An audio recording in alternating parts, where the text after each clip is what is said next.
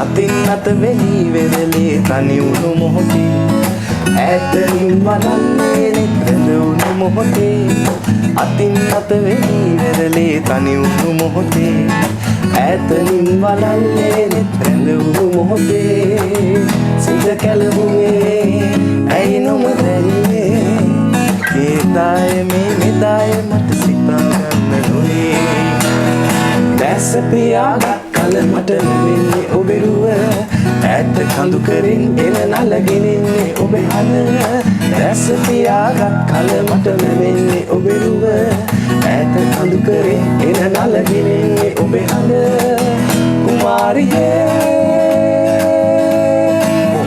අයියේ ප්‍රෝග්‍රෑම් එක සින්දු පටන් ගත්තාම ප්‍රෝග්‍රෑම් නෑ මුකුත් නෑනේ. ඔයා දන්නවනේ ඒක හොඳටම. අනිවාර්යෙන්. මම මෙහෙම කරා මේක පැත්තකින් තියන්න. හරි. නැත්තම් මේ එහෙනම් අද ආපු වැඩේ කරමු. ඔව් නැත්තම් අපේ ධනේෂ් එළියට දායි අපි. හොඳයි. ආයිබෝන් සියලුම දෙනාට මම තාරක ගුණරත්න. ඉතින් ක්ලික් ප්‍රොඩක්ෂන් විසින් ගේන අපේ බි ස්ටෝරීස් තමයි අපි අද මේ වෙනස් විදිහකට ආරම්භ කරේ. ඉතින් අපි මේ ඇවිල්ලා ඉන්නේ දෙවෙනි වැඩසටහනට. පටන් ගන්න කලින්ම ඔයාලා දන්නවා අද මොන විදිහේ වැඩසටහනක්ද යන්නේ කියලා. අද දවසම මියුසික් තමයි. අද ප්‍රෝග්‍රෑම් එකම මියුසික් විතරයි. ඉතින් අද මාත් එක්ක ඉන්නවා නවසීලන්තයේ ඉන්න ශ්‍රී ලාංකීය කමියුනිටි එකේ top musician කෙනෙක්, number 1 teacher කෙනෙක්, number 1 artist කෙනෙක්. මම එහෙම කියන්න හේතුව දැම්ම කියන්නේ ඒක අපි කතා කරගෙන යද්දී බලමු එහෙම කියන්න හේතුව මොකද්ද කියලා. ඉතින් අයියේ දිලන්ත අයියේ ආයිබෝන් තාරක මල්ලි. ආයිබෝන් කියලා පිළිගන්නවා අපේ ප්‍රෝග්‍රෑම් එකට. අපේ මේ ප්‍රෝග්‍රෑම් එකේ අපි කතා කරන්නේ ශ්‍රී ලංකාව ඇතුළත තියෙන සමාන නවසීලන්තය ඇතුළත තියෙන ශ්‍රී ලාංකේය ව්‍යාපාර ගැන තමයි ලොකුවට අපි අද කතා කරන්නේ. ඉතින් බිස්නස් කිව්වහම එක එක විදිහේ බිස්නස් තියෙනවා. එතකොට දැන් අපි අද කතා කරන්නේ මියුසිකල් බිස්නස් ගැන. එහෙම නැත්නම් මියුසික් බිස්නස් ගැන. මේ හැමදේම කතා කරන්න කලින් අපි ඩිලන්ත අයියා කවුද කියලා කතා කරලා එමු. අයියා ගැන කෙටියෙන්ම කිව්වොත් අයියා කොහොමද කියන්නේ?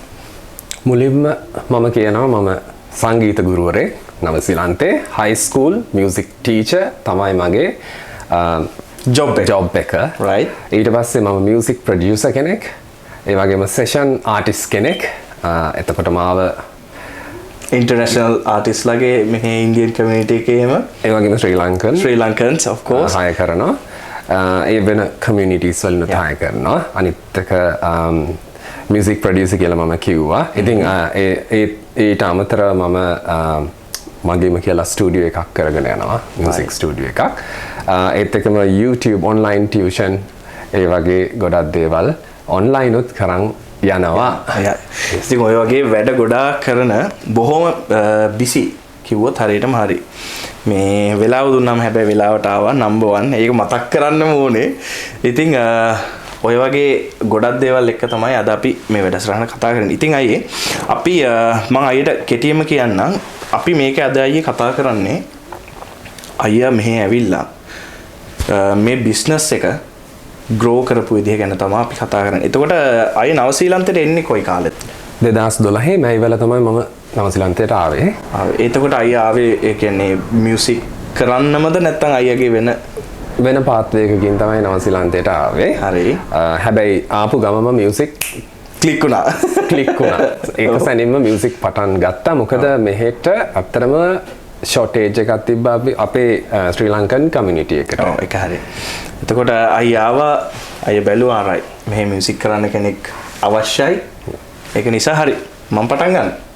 කියලා ඉතින් අය පටන් ගත්ත ගමන තමයි අද 2026 25 වෙනකොට මෙච්චර ලොකු ගමනක් විදිහට බිස්නස් එකක් විදිහට ග්‍රෝ වෙලා තියෙන්නේ.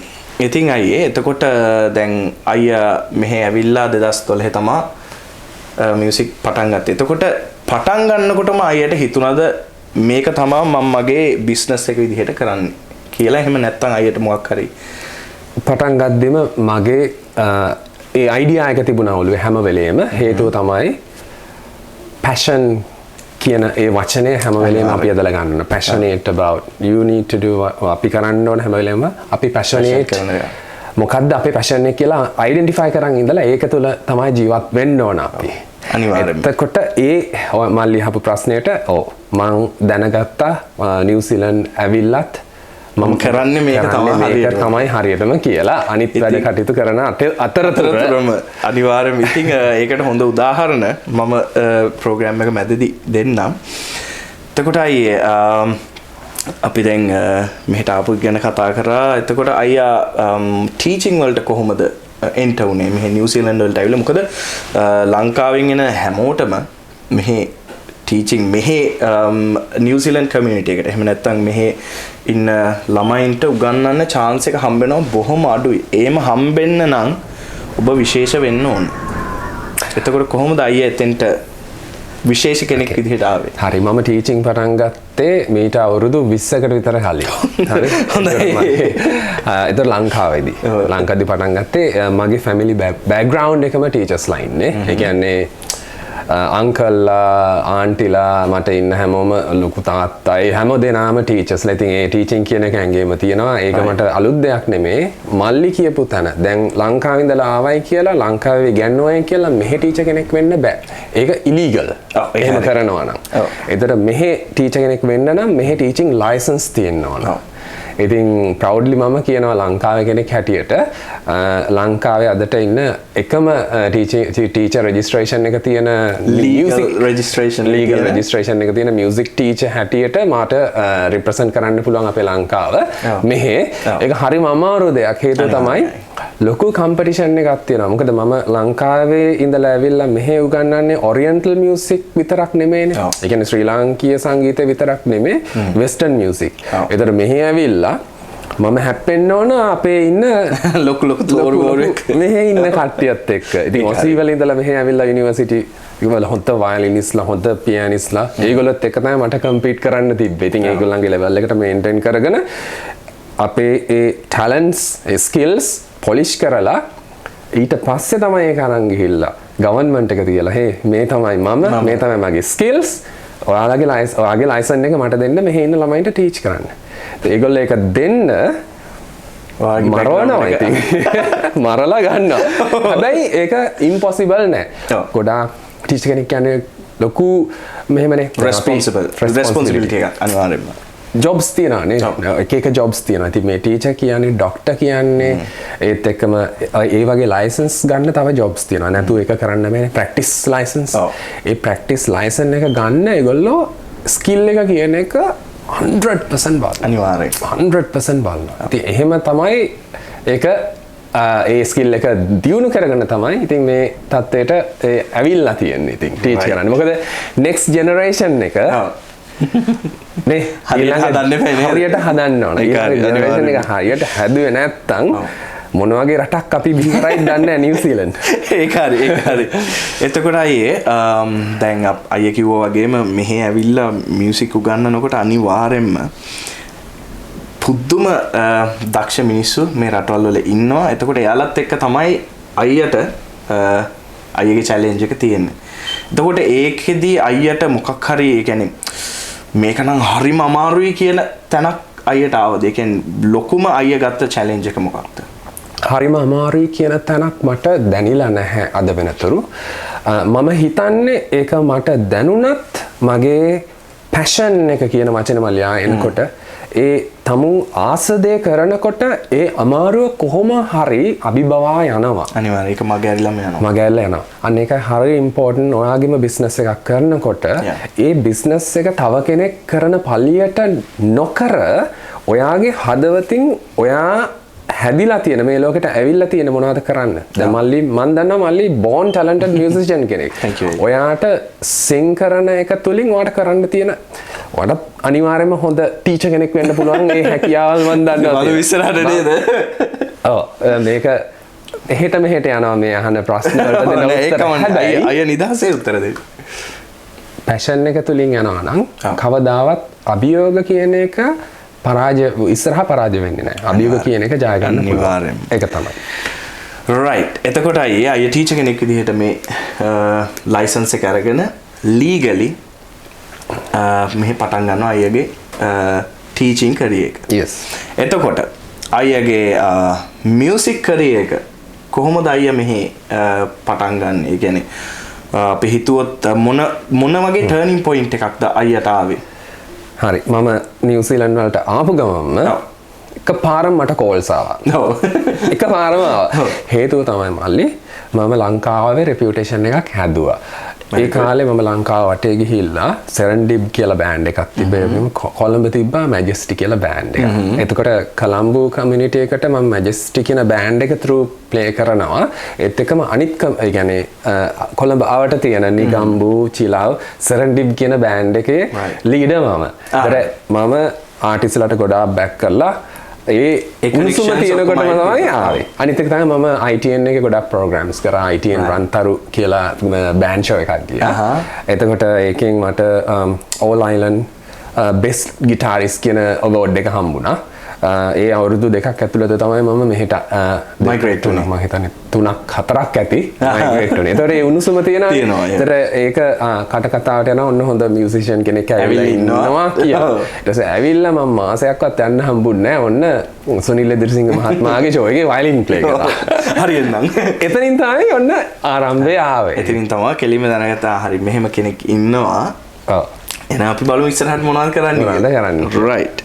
එතකොට අයියේ දැන් එතනින් පටන් ගත්ත ගමන දැන් මේ වෙද්දී අයියා මම දන්නවා ලංකාවෙන් කවුරු හරි ආටිස්ට් කෙනෙක් එනවනම් ලංකාවෙන් විතරක් නෙමෙයි ඉන්දියන් කමියුනිටි එකේ කවුරු හරි ආටිස්ට් කෙනෙක් එනවනම් මෙහි ඕනම මියුසික් සම්බන්ධ වැඩකදී අයියාගේ නම ඇදිලා එනවාමයි. ඒකට හේතුව අයියා මෙහි කරලා තියෙන වැඩ සහ අයියා දීලා තියෙන ක්වොලිටි එක. එතකොට අයියේ මෙහි අපි හිතමු බිස්නස් එකක් විදිහට අයියා මේක දැන් හරි මම මේක මියුසික් එක මම කරියර් එකක් විදිහට පටන් ගන්නවා ටීචින්. ඊට පස්සේ මම හරි මියුසික් මම පටන් ගන්නවා මම ෂෝස් වලට ප්ලේ කරනවා. එතකොට අයියා කොහොමද මේක මේ බිස්නස් එකක් විදිහට අයියා කන්වර්ට් කරේ? ෂෝස් වල ප්ලේ කරන එක දැන් අද වෙද්දී D2 Electra හරි නේද අයියා? හරි. කොහොමද එතෙන්ට ආවේ? ඕකේ. හරි බිස්නස් එකක් හැටියට ඒක ෆෝම් කරනවා කියන්නේ මල්ලි අපි දැන් මොකක් හරි එක ෆීල්ඩ් එකක ඉන්නකොට අපි දකිනවා ඒ ෆීල්ඩ් එකේ තුලින් ඩිමාන්ඩ් එකක් නේ. ඒ කියන්නේ අපි මොන හරි කරනකොට බිස්නස් එකක් කරනකොට ඒකට ඔඩියන්ස් එකක් ඉන්නවනේ. ඉල්ලුමට සැපෙනවා. ඉල්ලුමට සැපෙනවා තියෙනවා. අපි දකිනවා කමියුනිටි එකක හරි එහෙම නැත්නම් නැෂනල් ලෙවල් එහෙම නැත්නම් ඉන්ටර්නැෂනල් ලෙවල් වල ඒ ටාගට් ඔඩියන්ස් එක මොනවද එක්ස්පෙක්ට් කරන්නේ මොන තැනද හිස්ව තියෙන්නේ කියලා. ඒතර දැන් අපේ කමියුනිටි එකේ දැන් D2 Electra කියන වචනය ඇදලා ගත්තා. ඒක තමයි මගේ ප්‍රොඩක්ෂන් බිස්නස් එක. ඒතර ඒ ප්‍රොඩක්ෂන් බිස්නස් එකට අපේ ශ්‍රී ලංකන් කමියුනිටි එකේ ඉන්දියන් කමියුනිටි එකේ හරිම අඩුයි ස්ටුඩියෝස්. එහෙම නැත්නම් ප්‍රොඩියුසර්ස්ලා. Someone who can produce music, original music. අඩුයි. දැන් මල්ලි ඇවිල්ලා ඉන්නවා. දැන් මල්ලිටත් පුළුවන් ප්‍රොඩියුස් කරන්න. ඒක වෙනම එකක් අපි වෙනම වාන ප්‍රෝග්‍රෑම් එකක් කරමු. රයිට්. එතකොට ඒ ටාගට් ඔඩියන්ස් එක දිහා බලලා කොච්චර අපිට පුළුවන්ද කේට කරන්න පුළුවන්ද කියලා බලලා තමයි මම D2 Electra කියන බ්‍රෑන්ඩ් එක ප්‍රොමෝට් කරන්න පටන් ගත්තේ. තාමත් මම ඉන්නේ ප්‍රොමෝටිං ස්ටේජ් එකේ. මේක තමයි හොඳ ප්ලැට්ෆෝම් එකේ නේද අද. ඉතින් ඒකට මම තව දෙයක් අයියගෙන් අහන්න ඕන. එතකොට අයියේ දැන් අයියා කිව්වනේ මෙහි තියෙන දැන් ඔය හිස් තැන් හොයාගන්න එක ඕක මේ නිකන් උඩින් බැලුවට කරන්න පුළුවන් වැඩක් නෙවෙයි අයියේ. හරිනේ. එතකොට අයියට සිද්ධ වෙනවා අනිවාර්යෙන් මේක ගැන රිසර්ච් කරන්න. එතකොට ඒ රිසර්ච් එක තුලින් තමයි අයියා හිතාගන්නේ ආරයිට් මම දන්නා මේක මම පටන් ගත්තා මට මෙන්න මේක පටන් ගත්ත නිසා මම මෙන්න මේ දේවල් මට කවර් කරන්න පුළුවන් කියන එක. එතකොට අයියේ මට ඊළඟ ප්‍රශ්නේ තමයි දැන් මේක පටන් ගත්තට පස්සේ අයියාගේ ෆැමිලි ලයිෆ් එකයි ටීචින් ඊට පස්සේ දැන් මේ බිස්නස් එකක් පටන් ගන්නවා. එතකොට ඉවෙන්ට්ස් තියෙනවා, ෂෝස් තියෙනවා, ප්‍රෝග්‍රෑම්ස් තියෙනවා, වර්ක්ෂොප්ස් තියෙනවා. මේ ඔක්කොම කරගෙන අයියා කොහොමද අයියාගේ ටයිම් එක මැනේජ් කරන්නේ? ඒක ගැන මම අනිවාර්යෙන්ම අහනවාමයි.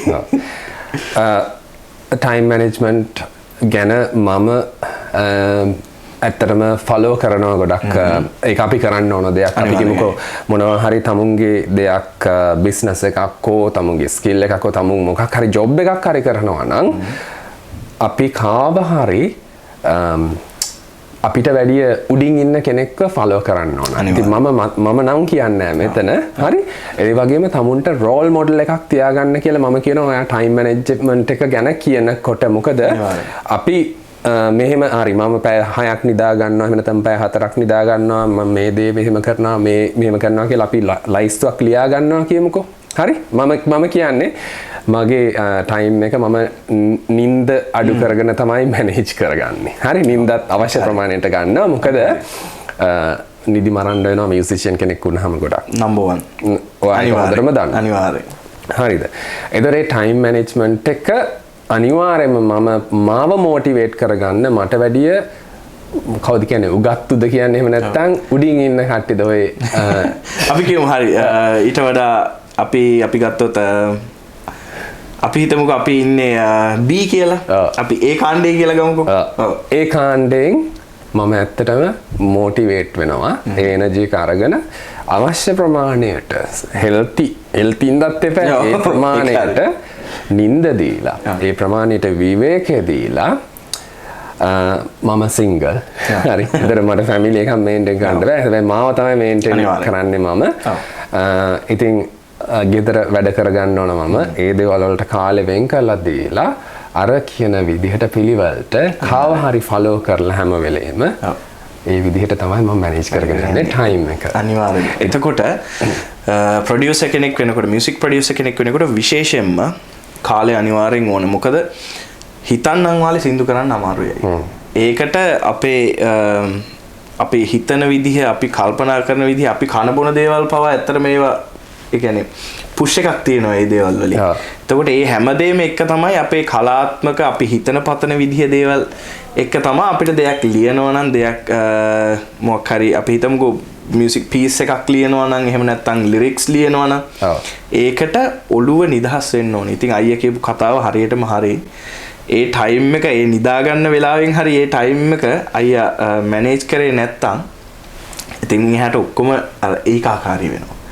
ඉතින් ඒක ගැන කතා කරපු එක ගැන බොහොම ස්තුතියි. ඊළඟට අයියේ ප්‍රධාන ප්‍රශ්නයක් තියෙනවා. මේ මොහොතේදී අයියා නවසීලන්තයේ අපේ ශ්‍රී ලංකන් කමියුනිටි එකට සහ සම්පූර්ණ නවසීලන්තයටම කියලා ගමු. අයියාගේ සර්විසස් මොනවද? ඕකේ. මුලින්ම පටන් ගන්නම් ගුරුවරේ අනිවාර්යයෙන්ම උගන්වනවා. එතකොට මම ගිටාර් ටීච් කරනවා. ඒත් එක්කම වයලින් ටීච් කරනවා, පියානෝ ටීච් කරනවා, වොයිස් ට්‍රේන් කරනවා. එතකොට ඊට අමතරව ගොඩක් මෙහෙමයි මම මෙතන කියන්න ගියොත් ඉන්ස්ට්‍රුමන්ට්ස් ගොඩාක් මම ටීච් කරනවා. ඒ නිසා මියුසික් කියන දේ ඉගෙන ගන්න ඕන නම් මට කතා කරන්න. ඒක මම දන්නවා කොහොමද ඔයාලට ලන්ඩන් එක්සෑම්ස් වලට දාන්න ඕන. එහෙම නැත්නම් මෙහි නිව්සීලන්ඩ් මොකද මම කරිකියුලම් නිව්සීලන්ඩ් කරිකියුලම් එක තමයි ගොඩක් ප්‍රොමෝට් කරන්නේ. ක්ලාස්රූම් එන්වයරන්මන්ට් එක, ප්‍රයිවට් ටියුෂන් මගේ ස්කොලීන ළමයින්ට කොහොමත් නිව්සීලන්ඩ් කරිකියුලම් එක තමයි මම ප්‍රොමෝට් කරන්නේ.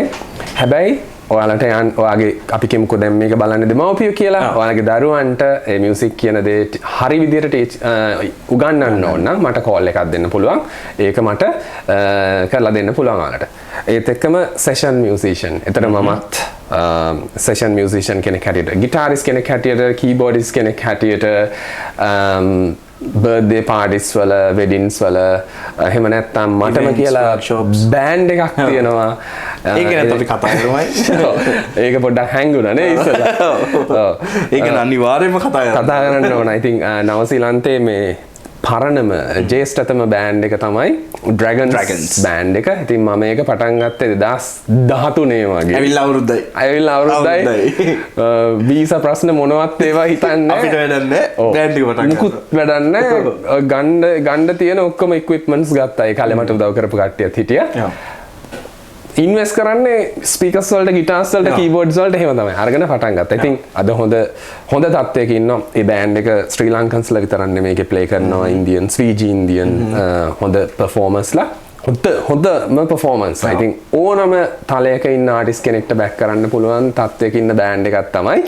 අපි එකටත් ප්ලේ කරනවා ඒ වගේම වෙන වෙනම ගිහිල්ලා ප්ලේ කරනවා. ඉතින් ඔයාලගේ මොන හරි පාටි එකක් තියෙනවා නම් මියුසික් කරන්න ඕන නම් ඒකට පාටි එකට පටන් ගත්ත වෙලාවෙ ඉඳලා ඉවර වෙනකම් නට ඉන්න ඕන නම් ඔන්න කතා කරන්නේ ඩ්‍රැගන්ස් බෑන්ඩ් එකට. මේ හරිය ඉන්න සමහර මිනිස්සුත් ඇවිල්ලා සිං කරනවා අපිත් එක්ක. ඉතින් සංගීතය සම්බන්ධයෙන් ඕනෑම සේවාවක් සඳහා ඩිලන්ත අයට කතා කරන්න පුළුවන්. කතා කරන්නේ කොහොමද කියන එක අපි අන්තිමට කියන්නම්. අයියේ ඔයා දැන් ඔය ප්‍රශ්නෙට දීපු උත්තරේ හරි ලස්සන කෑල්ලක් අයියා කිව්වා. ඉන්වෙස්ට් කරන එක. ඔව්. එතකොට අපි බිස්නස් එකක් පටන් ගන්නකොට අනිවාර්යෙන් අපිට තියෙන්න ඕන යම්කිසි ප්‍රමාණයක අයිඩියා එකක් සහ මුදල් ප්‍රමාණයක්. ඔව්. එතකොට අපි දැනගන්න ඕන හරියට සල්ලි කොතෙන්ටද දාන්න ඕන හරියට නොදා ඉන්න ඕන කොතෙන්ටද කියන එක. ඔව්. එතකොට අයියා ඒක ගැන මොනවා හරි විශේෂයෙන් හැදෑරුවද නැත්නම් අයියා හිතුවද නෑ රයිට් මේ මොහොතේ මම මේ කරන දේ හරියටම හරි මගේ ගට් එක ඒක දන්නවා ඒක නිසා මම මේක ගන්නවා අපි බලමු ඉස්සරහට වෙන්නේ කියලා. එහෙම මොකක් හරි තිබුණාද? මම පොඩ්ඩක් හැදෑරුවා මල්ලි. මොකද ගට් ෆීලින් එකටම යන්න බෑ. ගට් ෆීලින් එකට යන්න පුළුවන් ඔයා දන්නවනම් මූලිකාංග මොනවද කියලා. හරි. එතකොට අනිවාර්යයෙන්ම හිතුන පළියට මම කරේ නෑ. මොකද මම දෙනවාදේ තමයි එකට අපි හැමදේම පටන් ගන්න බලන් ඉන්නවා වෙන මොනවා හරි හරියනකම්. ඒ කියන්නේ බිස්නස් එකක් පටන් ගන්න එහෙමයි. රෙස්ටොරන්ට් එකක් ගමුකෝ. දැන් මේ අවන් ටික ගන්න මට 80000ක් විතර ඕන. මේ දේවල් වලට 100,000 ඕන. ඒක නැතුව මම පටන් ගන්න නෑ. එතන හිටියනම් මට මේක පටන් ගන්න හම්බෙන්නේ නෑ. මම පටන් ගත්තේ සුළුවට.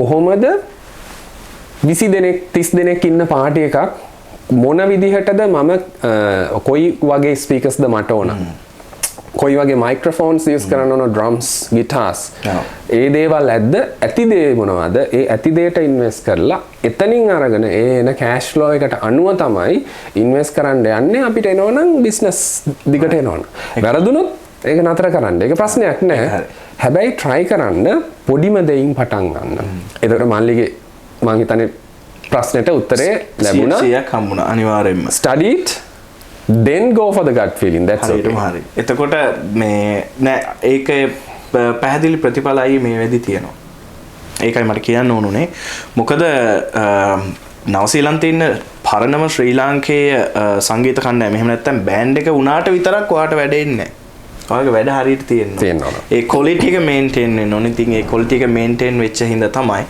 දැන් අවුරුදු 15ක් ගිහිල්ලා 15ක් නේ 13ක් ගිහිල්ලා තාම ඉල්ලුම තියෙනවා. ඔව්. ඉතින් අයියේ පොඩි විරාමයකට ගිහින් එමු. තේ එකක් එහෙම බීලා. නවසීලන්තයේ සිටින ඔබ තාමත් ඔබේ ජීවිතයේ විශේෂ අවස්ථාවන් රූගත කරන්නේ ඡායාරූපගත කරන්නේ ජංගම දුරකථනයෙන්ද? වසර ගණනාවක පළපුරුද්ද සමගින් ආකර්ශනීයව හා විශ්වාසවන්තව සාධාරණ මුදලකට next level සේවාවක් ලබා ගැනීමට ඔබත් කැමතිද?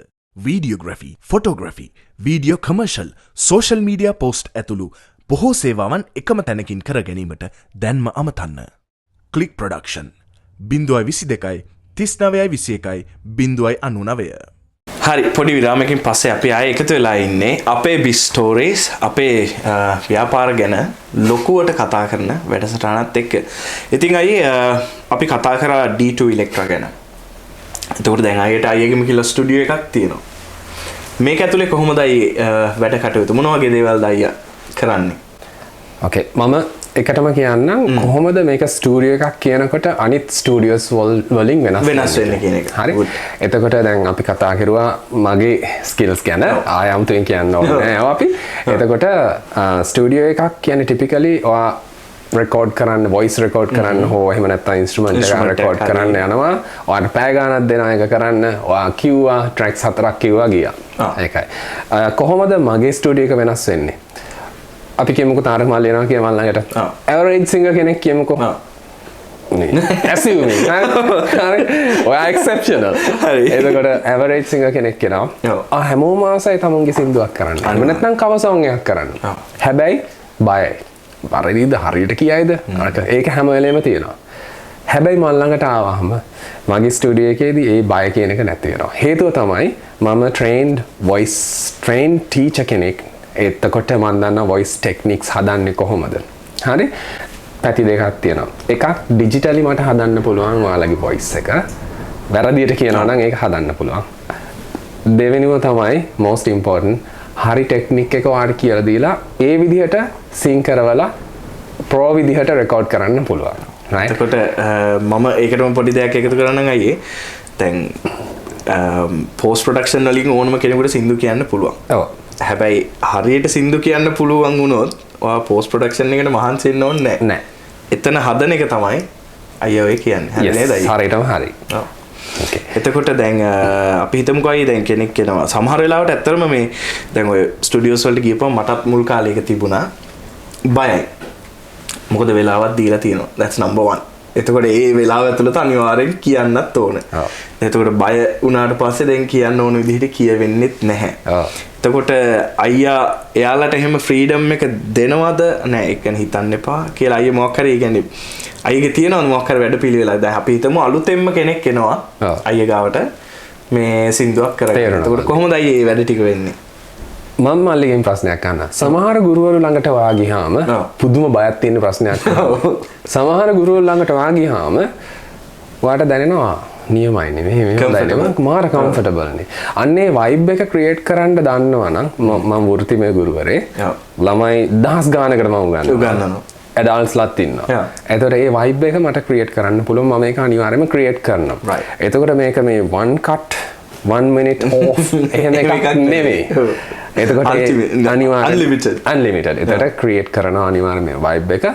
freely ඔයාලට දෙන්න පුළුවන් 100% ඒ දෙන විදිහට ඔයාගේ මෙන්ටැලිටි එක හදලා තමයි ඒ ඔයාට perform කරන්න ලැබෙන්නේ ඒ ස්ටුඩියෝ එකේදී. right. එතකොට ඔය වගේ වැඩ ගොඩක් අයියගේ background එකේ තියෙනවා. එතකොට අයියේ මට දැන් මේ අයියත් එක්ක කතා කරපු දේවල් එක්ක මට පැහැදිලි අයිඩියා එකක් තියෙනවා අයියගේ ගෝල් එක මොකක්ද කියන එක. අපි බලාගෙන ඉන්න අයටත් එක්ක කියමුද අයියගේ ඉදිරි ප්ලෑන්ස් මොනවද කියන එක. okay එතකොට මම පැති කීපයක් කියන්න ඕන. ටීචින් පැත්තෙන් ඒක එක්ස්පෑන්ෂන් එක මම යන්න ඕන. ඇත්තටම නේෂන් වයිඩ්. ඒක තමයි මියුසික් ස්කූල් එක. අනිත් එක තමයි රෙකෝඩින් ස්ටුඩියෝ එක මම ඩිවලොප් කරන්න බලන් ඉන්නවා තවදුරටත් නේෂන් වයිඩ්. ඒත් එක්කම ඔන්ලයින් මැටීරියල්ස් ක්‍රියේට් කරන්න ඉන්න ගොඩක් වීඩියෝග්‍රැෆර්ස්ලාට ඒත් එක්කම ඔඩියෝ ඉංජිනියර්ස්ලාට යුස්ෆුල් වෙන ඔන්ලයින් ප්ලට්ෆෝර්ම් එකක් ක්‍රියේට් කරගෙන යනවා දැනට. ඒත් එක්කම ඔන්ලයින් ටීචින් ප්ලට්ෆෝර්ම් එකකුත් මට ඇඩ් කරන්න ඕන. ඒකත් ක්‍රියේට් කරගෙන යනවා. අනිත් එක තමයි මගේ සෙෂන් ආටිස්ට් ස්කිල්ස් තව දුරටත් මම ව්‍යාප්ත කරන්න බෙදා ගන්න බලාපොරොත්තු වෙනවා. ඔය විදිහේ වැඩ ගොඩාක් තියෙනවා. ඒක නිසා වෙලාව තියෙන වෙලාවේ මෙයාව අල්ලගන්න වෙනවා. අපි කියමු කොහොමද අයියව කන්ටැක්ට් කරගන්නේ කියන එක. okay මම එකටම කියන්නම් මල්ලි දැන් මෙහෙමනේ හැමෝම බිසි ෂෙඩියුල් එකක ඉන්නේ. හැබැයි මම මේ අවස්ථාවේදී කියන්නේ කැමති ඔයාලා මොනවා හරි මියුසික් පැත්තෙන් ස්ටඩි කරලා ටීචර් කෙනෙක් වෙන්න එහෙම නැත්නම් වොයිස් හරි කරගන්න ඕනම දෙයක් තියෙනවා නම් කරගන්න එහෙම දෙනවා මට කන්ටැක්ට් කරන්න. ඒත් එක්කම ඔයාලට මේ වගේ මොනවා හරි මියුසිෂියන් කෙනෙක් වෙලා මෙහෙ මොනවා හරි කරන්න අවශ්‍යතාවයක් තියෙනවා නම් ඒත් මට කියන්න මං ඔයාලට උදව් කරන්නම්. යන්න ඕන පාත් එක හරි පාත් එක කියන්නම්. මොකද අපි පටන් ගන්නකොට හැපි ගිහිල්ලා හරි පාර හොයාගන්නවා. එහෙම නොවි ඒ හරි පාරෙම යන්න පුළුවන් තරමක් හරි පාරටම යන්න ඇඩ්වයිස් එකක් ගන්න ඕන නම් මට කතා කරන්න. මම එහෙම කියලා ඔයාලට ඒ පටන් ගැනීම සහ ඒ මේන්ටේන් කරන් යන විදිය කියලා දෙන්නම් අනිවාර්යෙන්ම. ඉතින් ගොඩක් අය මුදල් අරන් කරන වැඩක් තමයි මෙයා මේ නිකන් සර්විස් එකක් විදිහට කරන්න හිත පැහැදිලා ටිපිකල් ටීචර් වචනේ පරිසමාප්තියේම ගුරුවරයෙක්. ඉතින් මම ඒක ගැන කියන්න ඕනේ ඕනම දෙයක් ගැන ප්‍රශ්නයක් තියෙනවා නම් අයියට කතා කරන්න පුළුවන්. අපි අයියේ කන්ටැක්ට් නම්බර් එකක් දුන්නොත් හොරයි. okay දුරකථන අංකය තමයි 02210999793 again 02210999793 ඒත් එක මා Facebook එකෙන් contact කරන්න පුළුවන් Don Dilanth profile එක ඒත් එකම Dilanth page එක Instagram Don Dylan Music ඉතින් ඒ හරහා contact කරගන්න පුළුවන් ඕනම කෙනෙක්ට music සම්බන්ධ ඕනම දෙයකට ඒ ගැන හිතන්න ඕන දෙයක් නෑ සහ අපි මේ ප්‍රෝග්‍රෑම් එක යනකොට අපි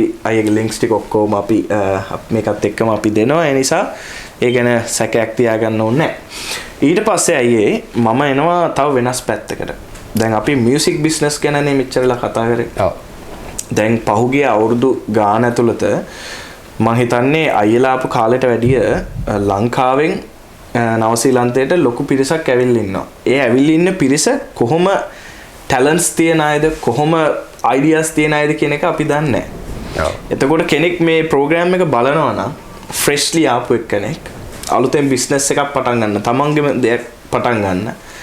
ඒ වගේ කෙනෙකුට අයියට දෙන්න තියෙන අදහස මොකක්ද? එහෙම නැත්නම් උපදේශය මොකක්ද? මම කෙලින්ම ප්‍රශ්නයක් අහනවා ඒකලා. මල්ලි එහෙම නැත්නම් නංගි ඔයා මොනවද කරන්න ආසා?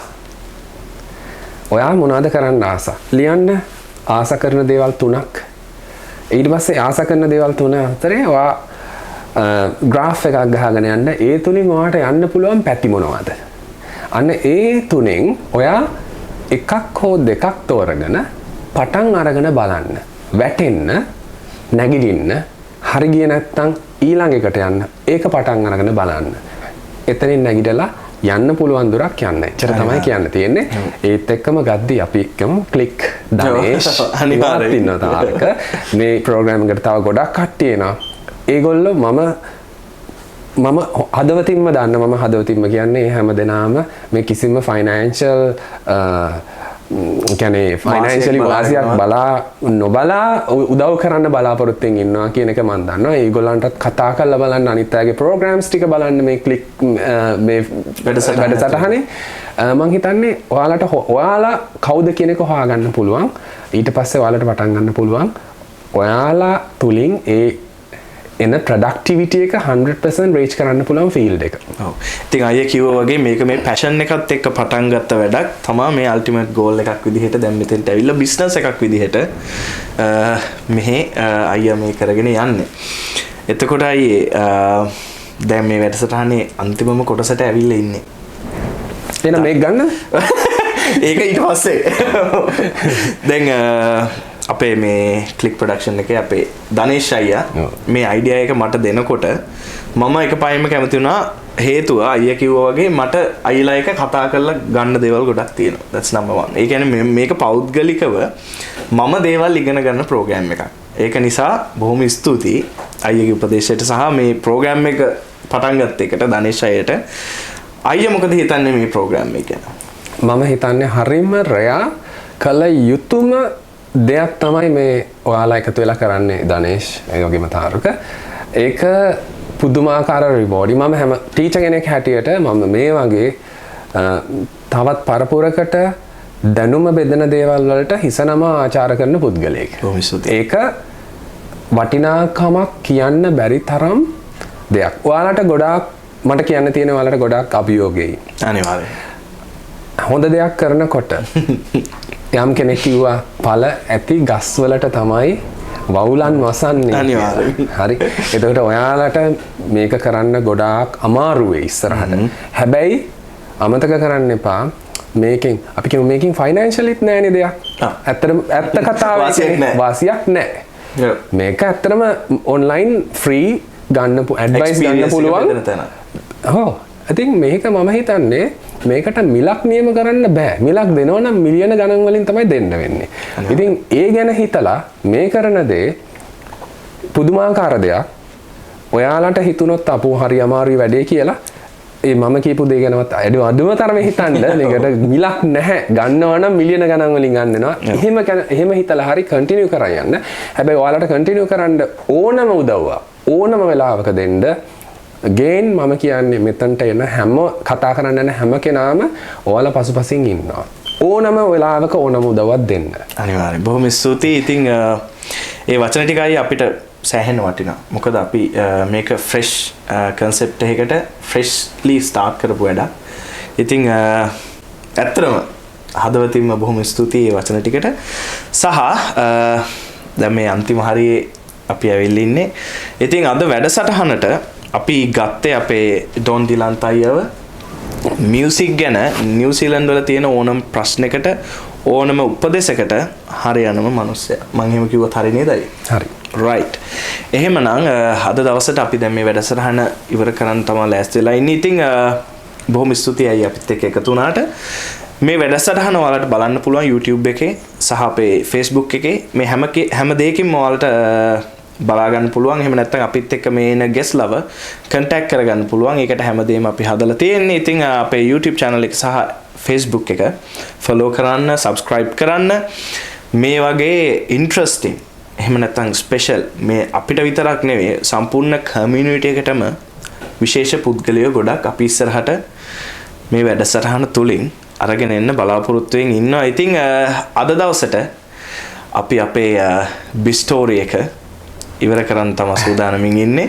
ඊට කලින් මගේ විශේෂ ස්තුතිය අපේ කැමරාව හැංගිලා ඉන්න මගේ මිතුරා ඒ වගේ මල්ලි ඔයාටත් හොඳටම ප්‍රෝග්‍රෑම් එක ගෙනියනවා. ඔයාගෙනුත් මම දේවල් ඉගෙන ගන්නවා. ඔයාගෙන් මම මගේ ගැන මම දේවල් ඉගෙන ගන්නවා. ඉතින් ඒකටත් බොහොම ස්තුතියි පෙන්වලා දෙනවට. ඒ වගේම ධනේෂ් පිටිපස්සෙන් ඉන්න අපේ ක්‍රූ එකට නම් කියන්නේ නැහැ. හැම දිනටම ස්තුතිවන්ත වෙනවා මේ අවස්ථාවේදී. බොහොම ස්තුතියි. එහෙනම් නැවතත් දවසක අපේ බිස්ටෝරි එකක් අරගෙන අපි එනවා. කොහෙවත් යන්න එපා. අපිට නම් යන්න ගමනක් තියෙනවා. අපි ආයේ හමු වෙමු. එහෙනම් සුබ දවසක් වේවා. ආයිබෝවන්. සැනකෙලියේ සද එළියේ දිමුතු ලතාවයි